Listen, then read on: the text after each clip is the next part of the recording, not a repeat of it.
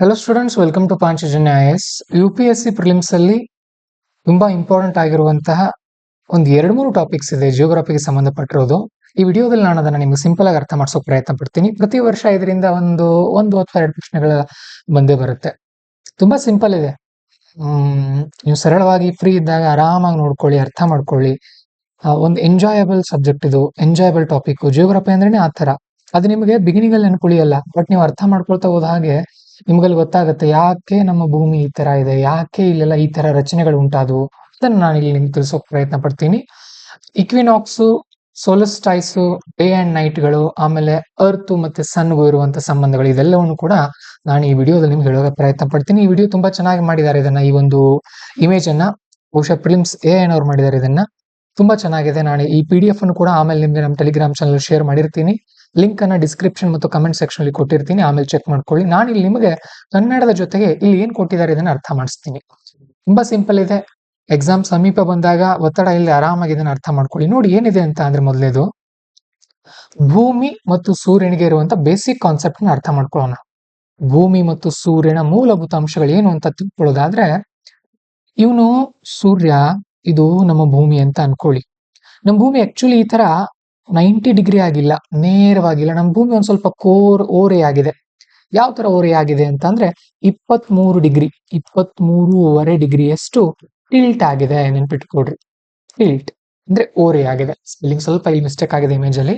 ಹಾಗೇನೆ ನಮ್ಮ ಭೂಮಿ ಯಾವತ್ತೂ ಕೂಡ ವೆಸ್ಟ್ ನಿಂದ ಈಸ್ಟ್ ಕಡೆಗೆ ತಿರುಗುತ್ತೆ. ಈ ತರ ಪಶ್ಚಿಮದಿಂದ ಪೂರ್ವದ ಕಡೆಗೆ ತಿರುಗುತ್ತೆ. ಇದಿಷ್ಟು ಗೊತ್ತಿರ್ಲಿ. ಸರಿ, ಇಲ್ಲಿ ಏನೇನು ಹೇಳ್ತಾರೆ ಅದನ್ನ ನಿಮಗೆ ಕನ್ನಡದಲ್ಲಿ ಅರ್ಥ ಮಾಡಿ ತಿಳಿಸ್ತೀನಿ. Earth rotates from west to east causes day and night. ಫಿಲಿಮ್ಸ್ ಅಲ್ಲಿ ಕೇಳ್ಬಿಡ್ತಾರೆ, what causes day and night? ಹಗಲು ಮತ್ತು ರಾತ್ರಿ ಆಗೋಕೆ ಕಾರಣ ಏನು? ಹಿಂದೆ ಒಂದ್ಸಾರಿ ಕೇಳಿದ್ರಿ ಇದನ್ನ. ಏನು ಇಲ್ಲ, ನಮ್ಮ ಭೂಮಿ ಏನು ತನ್ನ ಕಕ್ಷೆಯಲ್ಲಿ ಪಶ್ಚಿಮದಿಂದ ಪೂರ್ವದ ಕಡೆಗೆ ತಿರುಗುತ್ತಲ್ಲ, ಅದರಿಂದ ಹಗಲು ಮತ್ತು ರಾತ್ರಿಗಳು ಉಂಟಾಗುತ್ತಿಲ್ಲ. ಅದನ್ನೇ ಕೊಟ್ಟಿದೀವಿ. ಭೂಮಿಯು ಪಶ್ಚಿಮದಿಂದ ಪೂರ್ವಕ್ಕೆ ಪರಿಭ್ರಮಿಸುವುದು ಅಂದ್ರೆ ತನ್ನ ಸುತ್ತ ತಾನೇ ತಿರುಗೋದು. ಇದರಿಂದ ಹಗಲು ಮತ್ತು ರಾತ್ರಿ ಉಂಟಾಗತ್ತೆ. ಪ್ರತಿಯೊಂದು ಪದನೂ ಕೂಡ ಇಂಪಾರ್ಟೆಂಟ್ ಇದೆ, ಗಮನ ಇಟ್ಕೊಂಡು ಕೇಳ್ತಾ ಹೋಗಿ. Next, earth revolves around the sun in about 365 plus half 1/4 days, ಅಂದ್ರೆ 365 ದಿನ ಪ್ಲಸ್ 1/4 ಅಂದ್ರೆ ಒಂದು 8 ಗಂಟೆ. 8 24 ಅಲ್ವಾ, 6 ದಿನ, ಮತ್ತೆ 6 ಗಂಟೆ ಎಕ್ಸ್ಟ್ರಾ. 365 ದಿನ ಪ್ಲಸ್ 6 ಗಂಟೆ. ಸೊ ಇದನ್ನೇ 1/4 ಏನಿದೆಯಲ್ಲ, ಸೊ ಇದನ್ನೇ ಏನ್ ಮಾಡ್ತಾರಂದ್ರೆ 3 ವರ್ಷಕ್ಕೊಂದ್ಸರಿ ಆಡ್ ಮಾಡ್ತಾರೆ. 4ನೇ ವರ್ಷವನ್ನ ಎಕ್ಸ್ಟ್ರಾ ಡೇ, ಅದನ್ನ ನಾವು ಅಧಿಕ ವರ್ಷ ಅಂತ ಕರಿತೀವಿ. 366 ದಿನ ಕೌಂಟ್ ಆಗುತ್ತೆ ನೋಡ್ರಿ. ಆ ಕಾರಣಕ್ಕಾಗಿ ಭೂಮಿಯು ಸೂರ್ಯನ ಸುತ್ತಲೂ ಸುಮಾರು 365 ದಿನ ಪ್ಲಸ್ 1/4 ದಿನಗಳನ್ನ ತೆಗೆದುಕೊಳ್ಳುತ್ತದೆ. 1/4 ಅಂದ್ರೆ ಏನಪ್ಪಾ, 24 ಗಂಟೆ ಇರುತ್ತೆ. ಡಿವೈಡೆಡ್ ಬೈ 4 ಮಾಡಿದ್ರೆ 4 1 4 6 ಅಂದ್ರೆ 6 ಗಂಟೆ ಎಕ್ಸ್ಟ್ರಾ ತಗೊಳುತ್ತೆ. ಅಂದ್ರೆ ಎಕ್ಸಾಕ್ಟ್ಲಿ 365 ದಿನಕ್ಕೆ ಭೂಮಿ ತಿರುಗಲ್ಲ ಸೂರ್ಯನನ್ನ. 365 ದಿನ ತಗೊಂಡು ಪ್ಲಸ್ 6 ಗಂಟೆ ಎಕ್ಸ್ಟ್ರಾ ತಗೊಳುತ್ತೆ. ಅದಕ್ಕೋಸ್ಕರ ನಾವು ಅದನ್ನ ಏನ್ ಮಾಡ್ತೀವಿ ಅಂದ್ರೆ 365 365 365 4ನೇದು 366 ತಗೊಳ್ತೀವಿ. ಮತ್ತೆ ಅದೇ ತರ ರಿಪೀಟ್. ನೆನ್ಪಿಟ್ಕೊಡ್ರಿ ಇದನ್ನ. Next, earth's Axis is tilted by 23.5 degree. ಇದನ್ನ ಹೇಳಿದೆ ನಾನು ನಿಮಗೆ ಈಗಾಗಲೇ. ಭೂಮಿ ಆಕ್ಸಿಸ್ ಏನಿದು, ಇದರ ಒಂದು ಆಕ್ಸಿಸ್ ಇದೆಯಲ್ಲ, ಅದು ಟಿಲ್ಟ್ ಆಗಿದೆ. ಅಂದ್ರೆ ಭೂಮಿಯ ಅಕ್ಷ ಸುಮಾರು 23.5 ಡಿಗ್ರಿಯಷ್ಟು ಓರೆ ಆಗಿದೆ. ನೆನ್ಪಿಟ್ಕೊಡ್ರಿ. Seasons are caused by mainly by axial ಲಿಫ್ಟ್, not by distance from the sun. ಇದರಿಂದಾನೆ ಋತುಗಳು, ಏನಪ್ಪ ಋತುಗಳು ಅಂದ್ರೆ ಚಳಿಗಾಲ, ಮಳೆಗಾಲ, ಬೇಸಿಗೆಗಾಲ ಅಥವಾ ವಸಂತ ಋತು, ಇದನ್ನೆಲ್ಲ ಏನ್ ಕರಿತೀವಲ್ಲ ನಾವು ಶರದ್ ಋತು, ಇವೆಲ್ಲ ಉಂಟಾಗಿರೋದು ಈ ಟಿಲ್ಟ್ ನಿಂದ. ನೆನ್ಪಿಟ್ಕೊಡ್ರಿ. ಋತುಗಳು ಮುಖ್ಯವಾಗಿ ಅಕ್ಷದ ಓರೆಯಿಂದ ಉಂಟಾಗುತ್ತವೆ ಹೊರತು ಸೂರ್ಯನಿಂದ ಇರುವ ದೂರದಿಂದಲ್ಲ. Very important point. ಪ್ರಿಲಿಮ್ಸ್ ಅಲ್ಲಿ ಕೇಳ್ತಾರೆ ಇದನ್ನ. ಅಂದ್ರೆ ಸೂರ್ಯನಿಂದ ಇರುವಂತ ದೂರದಿಂದ ಇವು ಉಂಟಾಗತ್ತಾ? ನೋ. ನೆನ್ಪಿಟ್ಕೊಡ್ರಿ. ಫಸ್ಟ್ ಪಾಯಿಂಟ್ ಇಲ್ಲಿ ನೀವು ತಿಳ್ಕೊಳ್ಬೇಕಾಗಿರೋದು, ಹಗಲು ಮತ್ತು ರಾತ್ರಿಗಳು ಉಂಟಾಗೋದು ಭೂಮಿ ತಿರುಗೋದ್ರಿಂದ ತನ್ನ ಸುತ್ತ ತಾನು. ಇನ್ನು ಋತುಗಳು ಉಂಟಾಗೋಕೆ ಕಾರಣ ಏನು ಅಂತ ಅಂದ್ರೆ, ಈ ಭೂಮಿ ಓರೆಯಾಗಿದೆಯಲ್ಲ ಅಕ್ಷ, ಅದಕ್ಕೋಸ್ಕರ ಉಂಟಾಗುತ್ತೆ. ಇದಿಷ್ಟು ಪಾಯಿಂಟ್ ಇಲ್ಲಿ ನೀವು ತಿಳ್ಕೊಳ್ಬೇಕು. ಮರಿಬೇಡ್ರಿ, ಇದನ್ನ ನೆನ್ಪಿಟ್ಕೊಳ್ಳಿ. ನೆಕ್ಸ್ಟ್ ಟಾಪಿಕ್, ಇಲ್ಲಿ ಇಕ್ವಿನಾಕ್ಸ್ ಅಂತ ಬರುತ್ತೆ. ಇದನ್ನ ನಾವು ವಿಷುವತ್ ಸಂಕ್ರಾಂತಿ ಅಂತ ಕರಿತೀವಿ. ಇಕ್ವಿನಾಕ್ಸ್ ಏನಪ್ಪಾ ಇದು ನೋಡಿ, ನೀವು ಸರ್ನ ಕನ್ನಡದಲ್ಲಿ ಎಲ್ಲಿ ಸೋರ್ಸಪ್ಪ ಸಿಗೋದು ಅಂತ ಅಂದ್ರೆ 11ನೇ ತರಗತಿಯ ಕರ್ನಾಟಕ ಸರ್ಕಾರದ ಪುಸ್ತಕ. ತುಂಬಾ ಚೆನ್ನಾಗಿದೆ, ಸಾಕು, ಅಲ್ಲಿ ಓದ್ಕೊಳ್ಬಹುದು ನೀವು ಈ ಕಾನ್ಸೆಪ್ಟ್ ಗಳನ್ನ. ಓಕೆ, ಏನ್ ಇಕ್ವಿನಾಕ್ಸ್ ಅಂತ ಅಂದ್ರೆ ನೋಡಿ, ಇಕ್ವಿನಾಕ್ಸ್ ಅಂತ ಅಂದ್ರೆ It occurs around 20 or 21st March and 22 and 23rd September. ಇದು ಯಾವಾಗ ಉಂಟಾಗತ್ತಂದ್ರೆ ಮಾರ್ಚ್ 20 ಅಥವಾ 21ರಂದು ಅಥವಾ ಸೆಪ್ಟೆಂಬರ್ 22, 23ರಂದು ಉಂಟಾಗುತ್ತೆ. ವಿಷುವತ್ ಸಂಕ್ರಾಂತಿ ಅಥವಾ ಈಕ್ವಿನಾಕ್ಸ್ ಅಂತ ಅಂದ್ರೆ ಸಮ ಹಗಲು ಮತ್ತು ರಾತ್ರಿ ಇರುತ್ತೆ. ಹಗಲು ಮತ್ತು ರಾತ್ರಿ ಏನಾಗಿರುತ್ತೆ ಅಂದ್ರೆ ಸಮಾನವಾಗಿರುತ್ತೆ. ಅಂದ್ರೆ ನಿಯರ್ಲಿ 12 ಗಂಟೆ, 12 ಗಂಟೆ ಹಗಲು, 12 ಗಂಟೆ ರಾತ್ರಿ. ಎಕ್ಸಾಕ್ಟ್ ಇರಲ್ಲ, ಮತ್ತೆ ನಿಯರ್ಲಿ, ಸಮೀಪ. ಸೊ ಇವತ್ತೇನಾಗತ್ತೆ ಅಂದ್ರೆ ಆ ದಿನ ಮಾರ್ಚ್ 20 ಅಥವಾ 21, ಸೆಪ್ಟೆಂಬರ್ 22, 23 ಏನಾಗತ್ತೆ ಅಂತ ನಾವು ನೋಡೋದಾದ್ರೆ, sun is overhead at the equator. ಏನ್ ನಮ್ಮ ಭೂಮಿಯ ಭೂಮಧ್ಯ ರೇಖೆ ಇದೆಯಲ್ಲ, ಎಕ್ಸಾಕ್ಟ್ಲಿ ಸೂರ್ಯ ಏನಿರ್ತಾನೆ ನೇರವಾಗಿರ್ತಾನೆ ಇಲ್ಲಿ ತಲೆ ಮೇಲೆ, ಓವರ್ ಹೆಡ್ ಆಗಿರ್ತಾನೆ. ಸೂರ್ಯನು ಭೂಮಧ್ಯ ರೇಖೆಯ ನೇರ ಮುಖಾಮುಖಿ ಮೇಲೆ ಇರ್ತಾನೆ, ನೇರವಾಗಿರ್ತಾನೆ ಇಲ್ಲಿ. ಅದಕ್ಕೋಸ್ಕರ ಅಂದ್ರೆ ಡೊಂಕಾಗಿರಲ್ಲ ಅವತ್ತು. Day and night are nearly equal worldwide. ನೋಡಿ, ವರ್ಲ್ಡ್ ವೈಡ್ ಅನ್ನೋದಿಲ್ಲಿ ಎಕ್ಸ್ಟ್ರೀಮ್ ಪದ ಆಗ್ತಾ ಇಲ್ಲ. ಇಡೀ ಜಗತ್ತಿನ ತುಂಬಾ ಈ ಭಾಗದಲ್ಲಿ ಏನಾಗಿರುತ್ತೆ ಅಂದ್ರೆ ಅವತ್ತು 12 ಗಂಟೆ ಹಗಲು, 12 ಗಂಟೆ ಏನಾಗಿರುತ್ತೆ ಅಂದ್ರೆ ರಾತ್ರಿ ಆಗಿರುತ್ತೆ. ವೆರಿ ಇಂಪಾರ್ಟೆಂಟ್ ಪಾಯಿಂಟ್, ಈ ಸಾಲನ್ನು ನೆನ್ಪಿಟ್ಕೊಂಡ್ಬಿಡಿ. ಓಕೆ, ಪ್ರಪಂಚದಾದ್ಯಂತ ಹಗಲು ಮತ್ತು ರಾತ್ರಿಗಳು ಸರಿಸುಮಾರು ಸಮನಾಗಿರುತ್ತವೆ ಅವತ್ತು. ಮಾರ್ಚ್ ನಲ್ಲಿ ಏನಾಗುತ್ತೆ, ಮಾರ್ಚ್ ಇಕ್ವಿನಾಕ್ಸ್ ದಿನ ಏನಾಗುತ್ತೆ ಅಂದ್ರೆ ಇಲ್ಲಿ ಸ್ಪ್ರಿಂಗ್ ಬಿಗಿನ್ಸ್ ಇನ್ ನಾರ್ದರ್ನ್ ಹೆಮಿಸ್ಫಿಯರ್, ಅಟಮ್ ಇನ್ southern hemisphere. Very important thing. March ಅಲ್ಲಿ ನಾರ್ತ್ ಅಲ್ಲಿ ಸ್ಪ್ರಿಂಗು, ಸೌತ್ ಅಲ್ಲಿ ಏನಾಗತ್ತೆ ಅಂತ ಅಂದ್ರೆ ಅಟಮ್ ಉಂಟಾಗುತ್ತೆ. ಏನಿದು ಇಲ್ಲಿ ಹೇಳ್ತೀನಿ ನೋಡಿ. ಮಾರ್ಚ್ ವಿಷುವತ್ ಸಂಕ್ರಾಂತಿ ಈ ಟೈಮಲ್ಲಿ ಅಂದ್ರೆ ಮಾರ್ಚ್ 20 ಅಥವಾ 21ರಲ್ಲಿ ನಾವೇನು ಆಚರಣೆ ಮಾಡ್ತೀವಿ ಹೇಳ್ರಿ? ಇಲ್ಲಿ ಯುಗಾದಿ ಹಬ್ಬ ಆಚರಣೆ ಮಾಡ್ತೀವಲ್ವಾ, ಹೌದಲ್ವೋ? ಸೊ ನೋಡಿ ಏನಾಗತ್ತಂದ್ರೆ ಇಲ್ಲಿ ಉತ್ತರಾರ್ಧಗೋಳದಲ್ಲಿ ವಸಂತ ಕಾಲ ಉಂಟಾಗತ್ತೆ, ಹೌದಲ್ವಾ? ನಮ್ಮ ರಾಜಕುಮಾರ್ ಅವ್ರದ್ದೊಂದು ಹಾಡಿದೆ ನೋಡಿ, ವಸಂತ ಕಾಲ ಬಂದಾಗ ಮಾವು ಚಿಗುರಲೇಬೇಕು. ಅಂದ್ರೆ ಮಾವು ಯಾವಾಗ ಬರುತ್ತೆ ನಮ್ಮ ದೇಶದಲ್ಲಿ? ಬೇಸಿಗೆಗಾಲದಲ್ಲಿ, ಹೌದಲ್ವಾ? ಬೇಸಿಗೆಗಾಲ ಅಂದ್ರೆ ಮಾರ್ಚ್ ನಮ್ಗೆ ಮೇ ತಿಂಗಳಲ್ಲಿ ಬರಬೇಕು ಅಂದ್ರೆ ಅದು ಚಿಗುರುತ್ತೆ. ಯಾವಾಗ ಚಿಗುರುತ್ತೆ? ಮಾರ್ಚ್ ತಿಂಗಳಲ್ಲಿ ಚಿಗುರುತ್ತೆ. ಸೊ ನೆನ್ಪಿಟ್ಕೊಂಡ್ಬಿಡಿ ಇದನ್ನ. ಉತ್ತರಾರ್ಧಗೋಳದಲ್ಲಿ ನಮ್ಮ ಭಾರತ ಎಲ್ಲಿದೆ? ನಮ್ಮ ಭಾರತ ಎಲ್ಲಿದೆ ಅಂದ್ರೆ ನಮ್ಮ ಭೂಮಿ ಅಂತ ತಗೊಳ್ರಿ, ಭೂಮಧ್ಯ ರೇಖೆ ಉತ್ತರಾರ್ಧಗೋಳ, ಭಾರತ ಇಲ್ಲಿ ಮೇಲೆ ಇದೆ ಅಲ್ವಾ? ಸೊ ಆ ಕಾರಣಕ್ಕಾಗಿ ದಕ್ಷಿಣಾರ್ಧಗೋಳದಲ್ಲಿ ಶರತ್ ಕಾಲ ಉಂಟಾಗುತ್ತೆ. ಇದನ್ನ ಅಟಮ್ ಅಂತ ಕರೀತಾರೆ, ಅಟಮನ್ ಅಂತಾನು ಕೂಡ ಕರೀತಾರೆ. ಇದನ್ನ ನೆನ್ಪಿಟ್ಕೊಡ್ರಿ.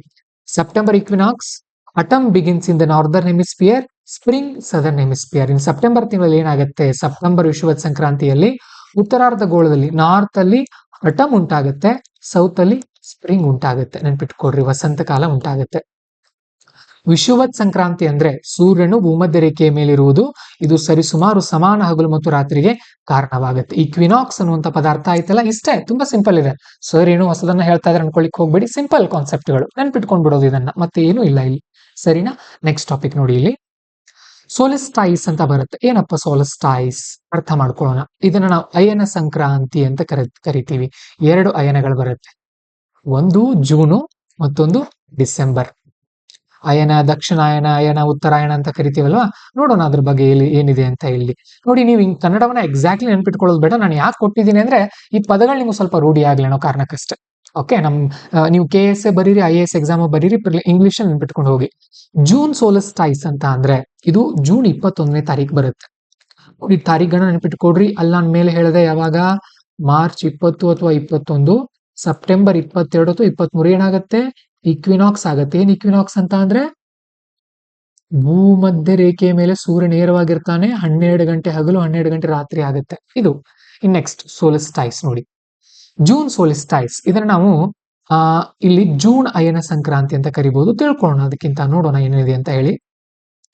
ಸನ್ overhead at a Tropic of Cancer. ಏನಪ್ಪಾ, ಮೊದಲು ಅದನ್ನ ನಾನು ನಿಮ್ಗೆ ಅರ್ಥ ಮಾಡಿಸ್ತೀನಿ. ಇದು ನಮ್ಮ ಭೂಮಿ ಅನ್ಕೊಳ್ಳಿ, ಇದು ಭೂಮಧ್ಯ ರೇಖೆ.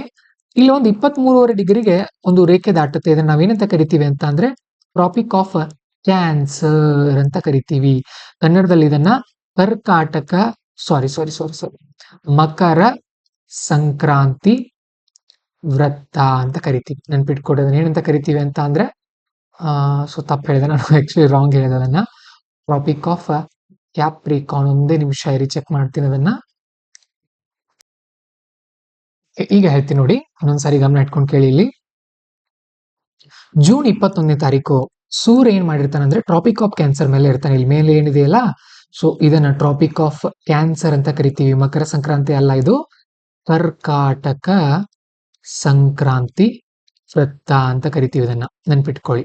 ಸೊ ಇಲ್ಲಿ ಏನಾಗುತ್ತೆ, ಇದರಿಂದ ಸೂರ್ಯ ಇಲ್ಲೇ ಇದಾನಲ್ವಾ, ಮೇಲೆ ನೇರವಾಗಿದ್ದಾನೆ, ಇದ್ರ ಮೇಲೆ ಟ್ರಾಪಿಕ್ ಆಫ್ ಕ್ಯಾನ್ಸರ್ ಮೇಲೆ. ಸೊ ಈ ಕಾರಣಕ್ಕಾಗಿ longest day in northern hemisphere, shortest in the southern hemisphere. ಇಲ್ಲಿ ಮೇಲೆ ಭೂಮಿಯ ಉತ್ತರಾರ್ಧಗೋಳದಲ್ಲಿ ಹಗಲು ತುಂಬಾ ದೊಡ್ಡದಿರುತ್ತೆ. ಸುಮಾರು ಒಂದು 16 ಗಂಟೆವರೆಗೂ ಹೋಗ್ಬೋದು, 15 ಗಂಟೆವರೆಗೂ ಹಗಲೇ ಇರುತ್ತೆ, ಒಂದು 9 ಗಂಟೆ ರಾತ್ರಿ ಇರುತ್ತೆ.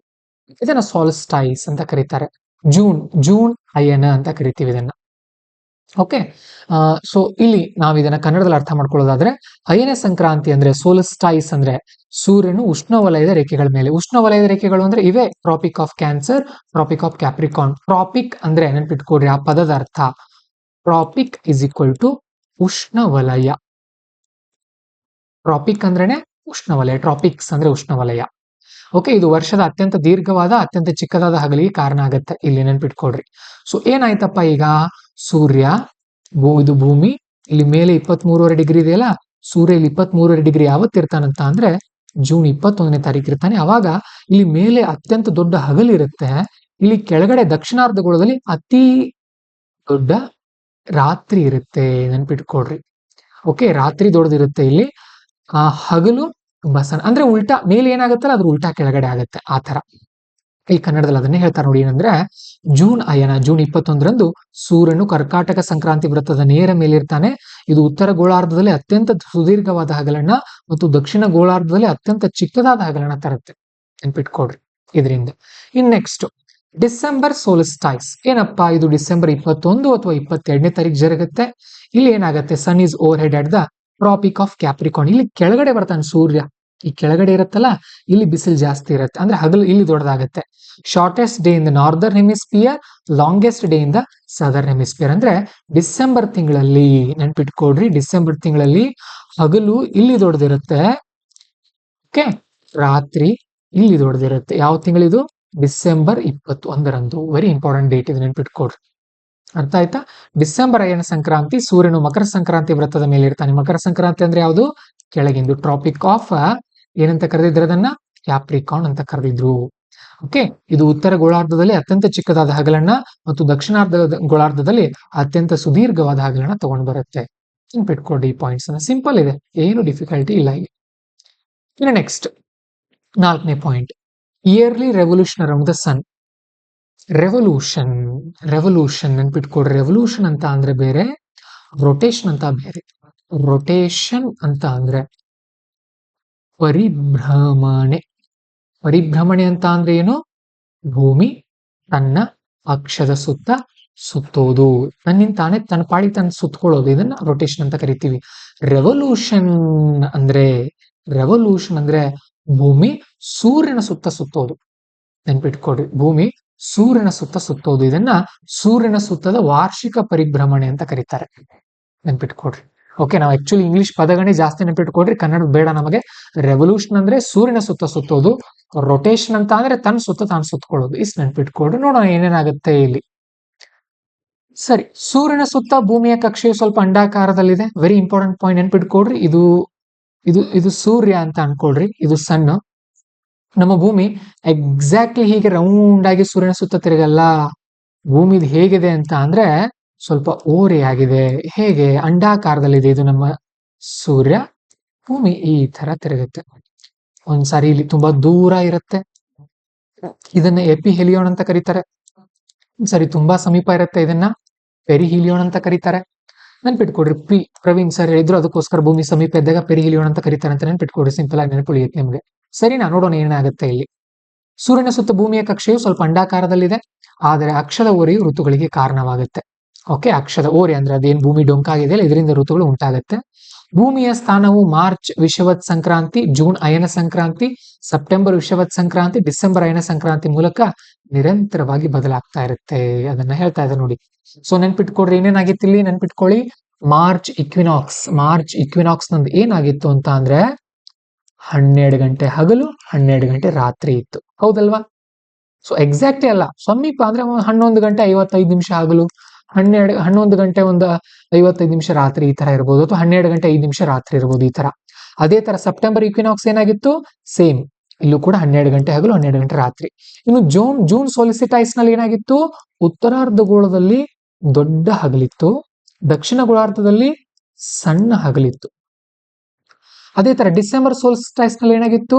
ಉತ್ತರ ಗೋಳಾರ್ಧದಲ್ಲಿ ರಾತ್ರಿ ದೊಡ್ಡದಿತ್ತು, ದಕ್ಷಿಣ ಗೋಳಾರ್ಧದಲ್ಲಿ ರಾತ್ರಿ ಚಿಕ್ಕದಿತ್ತು, ಅಥವಾ ಉಲ್ಟಾ ಇದು. ಈಗ ದೊಡ್ಡದಿದ್ರೆ ಅದ್ರ ಉಲ್ಟಾ ಇನ್ನೊಂದು ಏನಿರುತ್ತಲ್ಲ ಉಲ್ಟಾ ಅದು ಸಣ್ಣದಿರುತ್ತೆ, ಆ ತರ ಉಲ್ಟಾ ಪಲ್ಟಾ ನೆನ್ಪಿಟ್ಕೊಡ್ರಿ ಅದನ್ನ. ಇದಿಷ್ಟು points. In next longest day, shortest day and polar region ಗಳ ಬಗ್ಗೆ ಸ್ವಲ್ಪ ತಿಳ್ಕೊಳ್ಳೋಣ. ಭೂಮಿ ಮೇಲೆ ಅತ್ಯಂತ ದೊಡ್ಡ ಲಾಂಗೆಸ್ಟ್ ಡೇ ಯಾವುದು, ಶಾರ್ಟೆಸ್ಟ್ ಡೇ ಅಂದ್ರೆ ಹಗಲು ಯಾವುದು, ಮತ್ತೆ ಪೋಲಾರ್ ರೀಜನ್ ಅಂದ್ರೆ ಧ್ರುವಗಳಲ್ಲಿ ಇದು ಯಾವ ತರ ಇರುತ್ತೆ ಅನ್ನೋದನ್ನ ಸ್ವಲ್ಪ ಅರ್ಥ ಮಾಡ್ಕೊಳ್ಳೋಣ. ತುಂಬಾ ಈಸಿ ಇದೆ, ಹಿಂದೆ ಕೇಳಿದಾರೆ ಇವುಗಳ ಮೇಲೆ ಪ್ರಶ್ನೆಯನ್ನ. In India northern hemisphere longest day is around 21 June. 21 June ರಂದು ಏನಾಗುತ್ತೆ ಅಂತ ಅಂದ್ರೆ ಭೂಮಿ ಮೇಲೆ ಅತಿ ದೊಡ್ಡ ಹಗಲಿರುತ್ತೆ ಭಾರತದಲ್ಲಿ. ಸೊ ಜೂನ್ 21 ಏನಿರುತ್ತೆ ಅಂದ್ರೆ ಲಾಂಗೆಸ್ಟ್ ಡೇ ಇರುತ್ತೆ. ಇನ್ನು ಶಾರ್ಟೆಸ್ಟ್ ಡೇ ಅಂದ್ರೆ ಹಗಲು ತುಂಬಾ ಕಡಿಮೆ ಇರೋದು, ರಾತ್ರಿ ದೊಡ್ಡದಾಗಿರೋದು ಭಾರತದಲ್ಲಿ ಡಿಸೆಂಬರ್ 21ನೇ ತಾರೀಕು ಪ್ರತಿ ವರ್ಷ ನೆನ್ಪಿಟ್ಕೊಡ್ರಿ. ಇಲ್ಲಿ ಕನ್ನಡದಲ್ಲಿ ಅದನ್ನೇ ಕೊಟ್ಟಿದ್ದೀವಿ ನಾವು ನಿಮಗೆ. ಇನ್ನು ಆರ್ಕಟಿಕ್ ಸರ್ಕಲ್ ನಲ್ಲಿ, ಆರ್ಕಟಿಕ್ ಅಂದ್ರೆ ಮೇಲೆ ಇರೋದು, ಅಂಟಾರ್ಕಟಿಕ್ ಅಂತ ಅಂದ್ರೆ ಕೆಳಗಡೆ ಇರೋದು. ಇಲ್ಲಿ ಏನಾಗತ್ತೆ ನೋಡೋಣ. So 24 hours day light, mid night ನಲ್ಲಿ ಕೂಡ ಸೂರ್ಯ ಇರ್ತಾನೆ, ರಾತ್ರಿ ಹೊತ್ತಲ್ಲಿ ಕೂಡ ಸೂರ್ಯ ಇರ್ತಾನೆ. ಯಾವಾಗಂದ್ರೆ ನಿಯರ್ ಜೂನ್ ಸೋಲ್ಸ್ಟೈಸ್, ಜೂನ್ ತಿಂಗಳಲ್ಲಿ, ಜೂನ್ 21, 22ನೇ ತಾರೀಕು ಏನಿರುತ್ತಲ್ಲ ಆ ಟೈಮಲ್ಲಿ ಆರ್ಕ್ಟಿಕ್ ಸರ್ಕಲ್ ಅಲ್ಲಿ ಮೇಲೆ ರಾತ್ರಿ ಕೂಡ ಸೂರ್ಯ ಇರ್ತಾನಂತೆ, ನೆನ್ಪಿಟ್ಕೊಡ್ರಿ. 24 ಗಂಟೆನೂ ಹಗಲಿರುತ್ತೆ ಆರ್ಕ್ಟಿಕ್ ನಲ್ಲಿ. ಇನ್ನು ಪೋಲಾರ್ ನೈಟ್ ಎಲ್ಲಿ, ಈ ಕೆಳಗಡೆ ದಕ್ಷಿಣಾರ್ಧಗೋಳದಲ್ಲಿ 24 ಅವರ್ ಡಾರ್ಕ್ನೆಸ್ ನಿಯರ್ ಡಿಸೆಂಬರ್ ಸೋಲ್ಸ್ಟೈಸ್. ಇಲ್ಲಿ ಸಾರಿ ದಕ್ಷಿಣಾರ್ಧ ಅಲ್ಲ, ಡಿಸೆಂಬರ್ ತಿಂಗಳಲ್ಲಿ ಇಲ್ಲಿ 24 ಗಂಟೆನೂ ಕೂಡ ರಾತ್ರಿ ಇರುತ್ತೆ ಅಂತ ಹೇಳ್ತಾ ಇದ್ದಾರೆ, ನೆನ್ಪಿಟ್ಕೊಳ್ಳಿ. ಇನ್ನು ಅಂಟಾರ್ಕಟಿಕ್ ನಲ್ಲಿ ಅಂದ್ರೆ ದಕ್ಷಿಣಾರ್ಧಗೋಳದಲ್ಲಿ ಡಿಸೆಂಬರ್ ತಿಂಗಳಲ್ಲಿ 24 ಗಂಟೆ ಸೂರ್ಯ ಇರ್ತಾನೆ, ಇನ್ನು 24 ಗಂಟೆನೂ ರಾತ್ರಿ ಯಾವಾಗಿರುತ್ತೆ ಅಂದ್ರೆ ಜೂನ್ ಸೋಲ್ಸ್ಟೈಸ್ ಅಲ್ಲಿ, ನೆನ್ಪಿಟ್ಕೊಳ್ಳಿ. ತುಂಬಾ ಇಂಟ್ರೆಸ್ಟಿಂಗ್ ಆಗಿರುವಂತ ಟಾಪಿಕ್ಸ್ ನಾನು ನಿಮಗೆ ಈ ವಿಡಿಯೋದಲ್ಲಿ ಹೇಳಿದೆ. ಜಸ್ಟ್ ತುಂಬಾ ಕಡಿಮೆ ಟೈಮ್ ಅಲ್ಲಿ ಹೇಳಿದೀನಿ. ಕೆಲವೊಂದು ಟ್ರ್ಯಾಪ್ಸ್ ಇದೆ UPSC ನಮಗೆ ಏನೇನು ಕೇಳಬಹುದು ಅಂತ ನೋಡಿ. ಇಕ್ವಿನಾಕ್ಸ್ ಅಂದ್ರೆ ಇಕ್ವೇಟರ್ ಮೇಲೆ, ಭೂಮಧ್ಯ ರೇಖೆ ಮೇಲೆ ಸೂರ್ಯ ಓವರ್ ಹೆಡ್ ಇರ್ತಾನೆ. ಸೋಲ್ಸ್ಟೈಸ್ ಅಂದ್ರೆ ಟ್ರಾಪಿಕ್ ಆಫ್ ಕ್ಯಾನ್ಸರ್ ಅಥವಾ ಟ್ರಾಪಿಕ್ ಆಫ್ ಕ್ಯಾಪ್ರಿಕಾನ್ ಮೇಲೆ ಇರ್ತಾನೆ. ಯಾವ ತಿಂಗಳು ಅಂತ ನೀವು ನೋಡ್ಕೊಳ್ಬೇಕು. ಮೇನ್ ಡೇಟ್ಗಳು ಮಾರ್ಚ್ 20, 21, ಸೆಪ್ಟೆಂಬರ್ 22, 21, 23. ಇನ್ನು ಇಲ್ಲಿ ಜೂನ್ ಮತ್ತೆ ಡಿಸೆಂಬರ್ ತಿಂಗಳುಗಳು. ಇನ್ನು ಹಾಗೇನೆ ಇಲ್ಲಿ ಇನ್ನೊಂದೇನಂತ ಅಂದ್ರೆ ಡೇ ನೈಟ್ಗಳು, ಇಕ್ವಿನಾಕ್ಸ್ ಅಂದ್ರೆ ಈಕ್ವಲ್ ಆಗಿರುತ್ತೆ, ಸೋಲ್ಸ್ಟೈಸ್ ಅಂದ್ರೆ ಲಾರ್ಜೆಸ್ಟ್ ಮತ್ತೆ ಶಾರ್ಟೆಸ್ಟ್ ಆಗಿರುತ್ತೆ, ನೆನ್ಪಿಟ್ಕೊಡ್ರಿ ಅದನ್ನ. ಇನ್ನು ಹೆಮಿಸ್ಫಿಯರ್ ಗೆ ಸಂಬಂಧಪಟ್ಟ ಹಾಗೆ ಉತ್ತರಾರ್ಧಗೋಳದಲ್ಲಿ ಬೇರೆ, ದಕ್ಷಿಣಾರ್ಧಗೋಳದಲ್ಲಿ ಬೇರೆ, ಉಲ್ಟಾ ಪಲ್ಟಾ ಇರುತ್ತೆ. ಇಲ್ಲಿ ಹೆಚ್ಚಿದ್ರೆ ಇಲ್ಲಿ ಕಡಿಮೆ, ಇಲ್ಲಿ ಕಡಿಮೆ ಇದ್ರೆ ಇಲ್ಲಿ ಹೆಚ್ಚು, ಈ ತರ. ಇನ್ನು ಚೇಂಜ್ ಇನ್ ಸೀಸನ್, ಸ್ಪ್ರಿಂಗ್ ಮತ್ತೆ ಅಟಮನ್ ಚೇಂಜ್ ಆಗುತ್ತೆ ಇಕ್ವಿನಾಕ್ಸ್ ಗಳಿಂದ. ಸೋಲ್ಸ್ಟೈಸ್ ಇಂದ ಪೀಕ್ ಸಮ್ಮರ್ ಮತ್ತೆ ವಿಂಟರ್ ಗಳು ಗೊತ್ತಾಗುತ್ತೆ ನಮಗೆ. ಓಕೆ, ಸಮ್ಮರ್ ಬೇಸಿಗೆಗಾಲನೋ ಅಥವಾ ಚಳಿಗಾಲನೋ ಅಂತ ಗೊತ್ತಾಗುತ್ತೆ. UPSC ನಮ್ಮನ್ನ ಹೇಗೆ ಟ್ರಿಕ್ ಮಾಡುತ್ತೆ ಅಂತ ನೋಡೋದಾದ್ರೆ, seasons are due to axial tilt. Season ಯಾಕೆ ಉಂಟಾಗುತ್ತೆ ಅಂದ್ರೆ ಭೂಮಿ ಡೊಂಕಾಗಿದೆಯಲ್ಲ ಆ ಕಾರಣಕ್ಕೆ. ನಾಟ್ ಅರ್ತ್ ಸನ್ ಡಿಸ್ಟೆನ್ಸ್, ಸೂರ್ಯ ಭೂಮಿ ದೂರ ಇರುತ್ತಲ್ಲ ಅದಕ್ಕೇನು ಸಂಬಂಧ ಇಲ್ಲ. ಹಾಗೇನು ಇಕ್ವಿನಾಕ್ಸ್ ಅಂತ ಅಂದ್ರೆ ಈಕ್ವಲ್ ಅಂದ್ರೆ ಎಕ್ಸಾಕ್ಟ್ 12 ಗಂಟೆ ಅಲ್ಲ, ಅದು ಪ್ರಿಲಿಮ್ಸ್ ಅಲ್ಲಿ ಎಕ್ಸಾಕ್ಟ್ 12 ಅವರ್ಸ್ ಅಂತ ಕೊಟ್ಟರೆ ರಾಂಗ್ ಇರುತ್ತೆ, ನೆನ್ಪಿಟ್ಕೊಡ್ರಿ. ಇನ್ನು ಜೂನ್ ಸೋಲ್ಸ್ಟೈಸ್ ಅಲ್ಲಿ ನಾರ್ದರ್ನ್ ಹೆಮಿಸ್ಫಿಯರ್ ನಲ್ಲಿ ಲಾಂಗೆಸ್ಟ್ ಡೇ ಇರುತ್ತೆ. Only places between the tropics can get the overhead sun, ನೆನ್ಪಿಟ್ಕೊಡ್ರಿ. ಟ್ರಾಪಿಕ್ಸ್, ಇವೇನ್ ಟ್ರಾಪಿಕ್ಸ್ ಇದೆಯಲ್ಲ ಈ ಭಾಗದಲ್ಲಿ ಮಾತ್ರ ಓವರ್ ಹೆಡ್ ಸನ್ ಇರ್ತಾನೆ, ಅಂದ್ರೆ ಭೂಮಧ್ಯ ರೇಖೆ ಬಳಿ ಮಾತ್ರ ಓವರ್ ಹೆಡ್ ಸನ್ ಇರ್ತಾನೆ. ಈ ಭಾಗದಲ್ಲಿ ಓವರ್ ಹೆಡ್ ಸನ್ ಸಿಗೋದಿಲ್ಲ, ಅಂದ್ರೆ ತಲೆ ಮೇಲೆ ಸೂರ್ಯ ಬರೋದಿಲ್ಲ, ಆ ಭಾಗದಲ್ಲಿ ಡೊಂಕಾಗಿ ಕಂಡು ಬರ್ತಾನೆ ಅಂತ ಹೇಳ್ತಾ ಇದ್ದಾರೆ. ಇದಿಷ್ಟು ವೆರಿ ಇಂಪಾರ್ಟೆಂಟ್ ಟಾಪಿಕ್ಗಳು. ಚೆನ್ನಾಗಿ ಓದ್ಕೊಳ್ಳಿ ವಿದ್ಯಾರ್ಥಿಗಳೇ, ಚೆನ್ನಾಗಿ ಬರೀರಿ. ಇನ್ನಷ್ಟು ಚೆನ್ನಾಗಿ ನಾವು ನಿಮ್ಗೆ ಗೈಡ್ ಮಾಡ್ತಾ ಹೋಗ್ತೀವಿ. ಕರ್ನಾಟಕದಿಂದ ಅತಿ ಹೆಚ್ಚು ವಿದ್ಯಾರ್ಥಿಗಳನ್ನ IAS ಮಾಡಿಸೋಣ. ಇದರಿಂದ ಸಾಧ್ಯ ಇದೆ. ಪಾಂಚಜನ್ಯ IAS ನಿಮ್ಮೊಂದಿಗಿದೆ. ಈ ವಿಡಿಯೋ ಬಗ್ಗೆ ನಿಮ್ಮ ಅನಿಸಿಕೆ ತಿಳಿಸಿ. ಚೆನ್ನಾಗಿ ನೆನ್ಪಿಟ್ಕೊಳ್ಳಿ, ಯಾವುದನ್ನು ಮರಿಬೇಡಿದ್ರಿಂದ ಖಂಡಿತವಾಗ್ಲೂ ಯಶಸ್ವಿ ಆಗ್ತೀರಿ. All the best. ನಮಸ್ಕಾರ.